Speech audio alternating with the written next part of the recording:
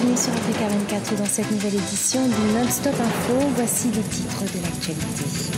La nomination d'un nouveau Premier ministre ce 4 juin à Madagascar. Il s'agit de Christian Ntse, un haut fonctionnaire dont la principale mission sera de former un gouvernement d'union nationale qui aura la charge notamment d'organiser l'élection présidentielle prévue en 2018.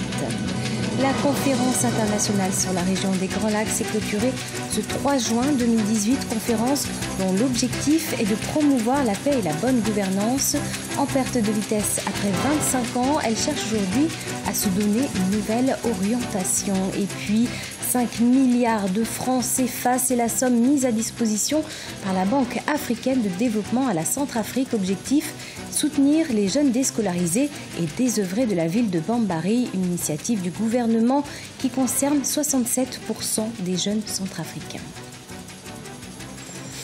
Un bouleversement politique à Madagascar. Christian Ntse a été nommé ce 4 juin 2018 Premier ministre, une nomination qui fait suite à la démission d'Olivier Mahafala, annoncée ce lundi après l'injonction de la Haute Cour constitutionnelle de dissoudre le gouvernement et de mettre en place un gouvernement d'union nationale. Le point avec Marcel Farba-Maroun.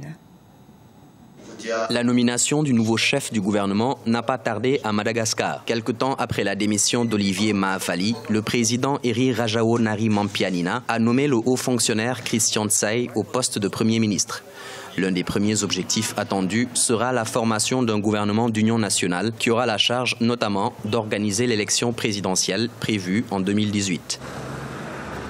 Dans les pays africains, les crises proviennent de gouvernance politique inégalitaire. Parfois, il y a des exclusions, il y a des laissés pour compte, il y a des brimades, il y a des violations qui se font sur la base du jeu institutionnel. Et c'est là que les crises deviennent structurelles et durables. Maintenant, si on oblige l'acteur politique à une certaine formule de gestion de l'État, à savoir donner la primauté au dialogue politique et à la concertation entre les acteurs politiques, je pense que c'est une voie, à mon avis, qui est porteuse d'espoir. Cela ne veut pas dire que tous les problèmes seront résolus du coup, mais c'est une piste qui me semble à ne pas négliger.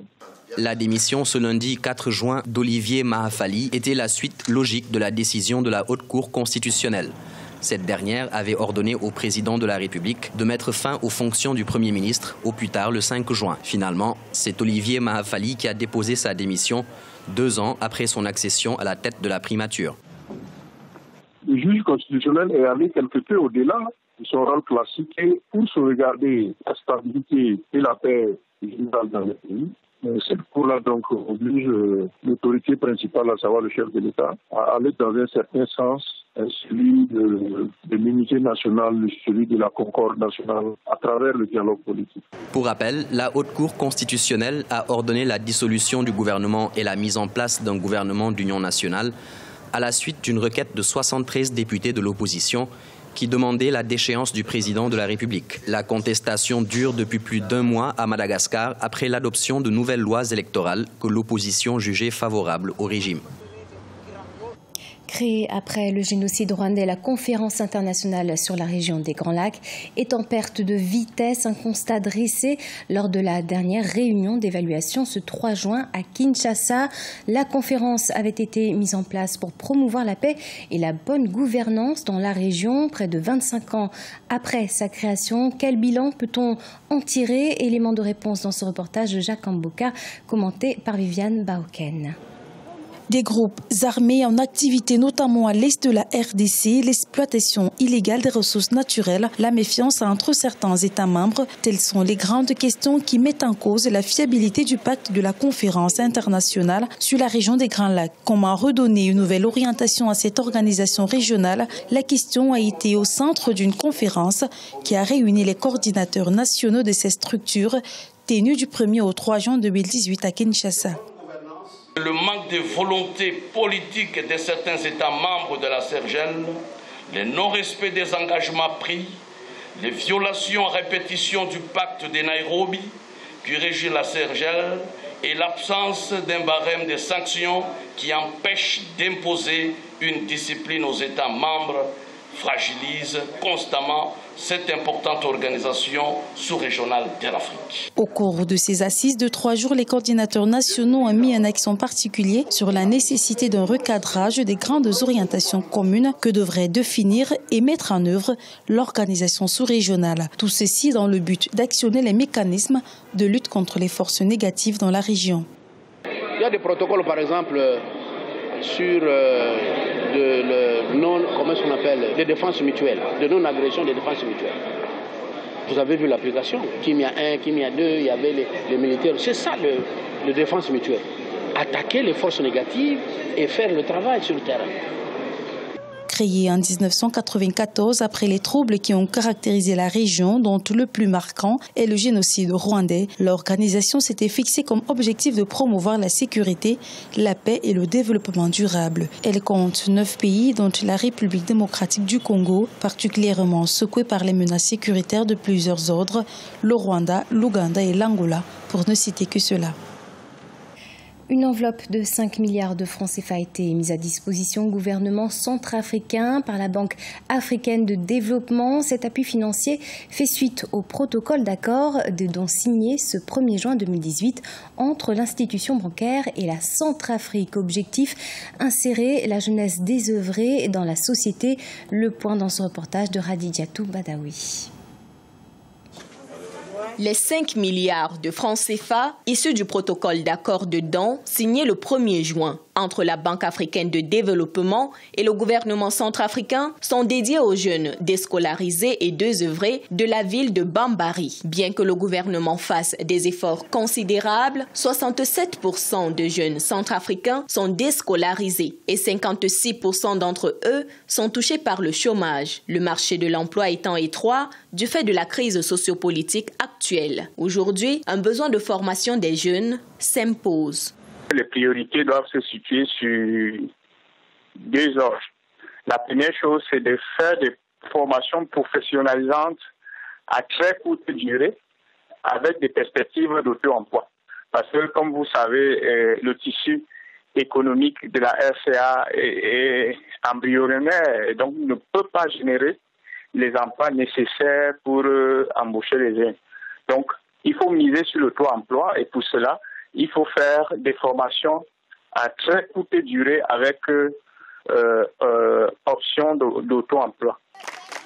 Au sein des sites de Bogura et de Nzila, le gouvernement centrafricain conjugue des efforts avec la Banque africaine de développement pour former les jeunes centrafricains dans les filières dites porteuses, à savoir l'élevage et l'agriculture. Aujourd'hui, nous travaillons avec la BAD pour apporter des solutions à nos jeunes déscolarisés et désœuvrés dans les filières porteuses à travers les sites de Bogura et de Nzila. Dans moins d'1 mois, la première promotion sera rendue opérationnelle et ces jeunes pourront subvenir à leurs besoins.